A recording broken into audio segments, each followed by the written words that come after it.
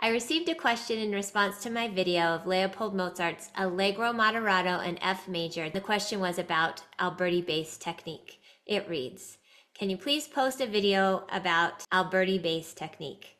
I have trouble with evenness. When I play the first note to the fifth, it's faster than when I play the third to the fifth, giving it a swing rhythm.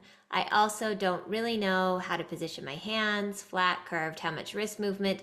It just doesn't feel right and isn't as smooth as you're playing." Blue Pixel Videos, thank you so much for this fantastic question. I especially appreciate the detail about the sound you are making and the sound you want to make. Let's explore Alberti Bass. What is Alberti Bass? Alberti Bass is a broken chord pattern where the lowest note is played first, then the highest, then the middle, then the highest. The form I use when playing Alberti Bass is just a typically rounded form. I don't go overly curved. My pinky is pretty flat. My thumb is on the side. It's not overly high, but it's not really low either. It's playing kind of on the corner there. 3 things I find that are needed in order to get the sound and speed I want when I'm playing Alberti Bass. First is rotation. Alberti Bass is a rotated technique, so think of it as a doorknob. This is one of the fastest and loosest, most relaxed postures in our body. Our hands naturally want to lie out with the 5th fingers on the bottom. You can really use that to your advantage when playing Alberti Bass. When I'm playing Alberti Bass, I just think of my 5th, so I'm thinking 5th, 5th. You have to make sure that that rotation, you're not using it with your fingers. There's my finger doing Alberti Bass, and now my rotator. So my fingers are still used, but that rotator is really useful. Number 2, relax.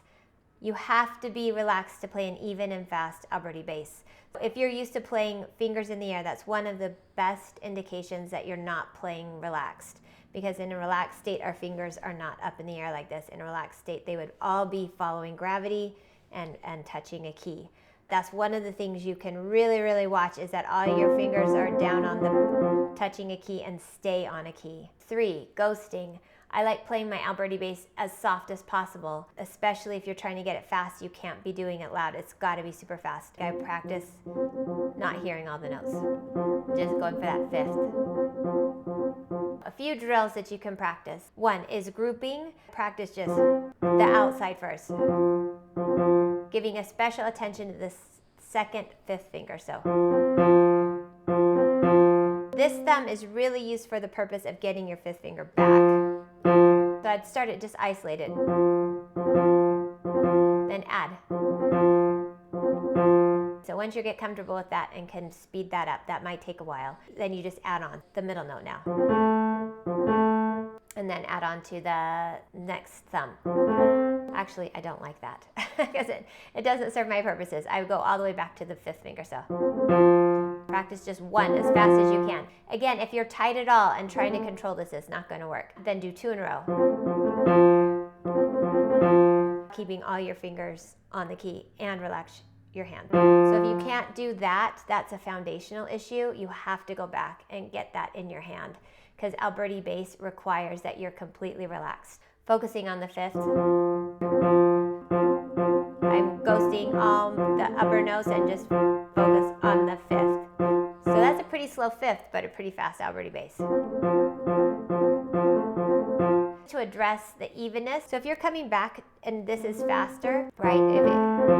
So if you go to the 3rd too fast, or go back to the thumb too fast, you're putting too much attention and too much weight here. Again, release your hands to the side.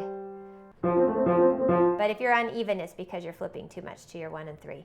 Lastly, I do sometimes practice my Alberti Bass really slow and loud. I don't do that often, definitely not every day, because I don't want them slow or loud. But sometimes it's nice to get those fingers strong too, so I will do a power fingers exercise, which is listening for all notes to be equally loud, and it's a much slower speed. And if you don't have a foundation, it's hard to apply to any of these techniques, so I would always recommend going back and making sure you have foundational techniques as well.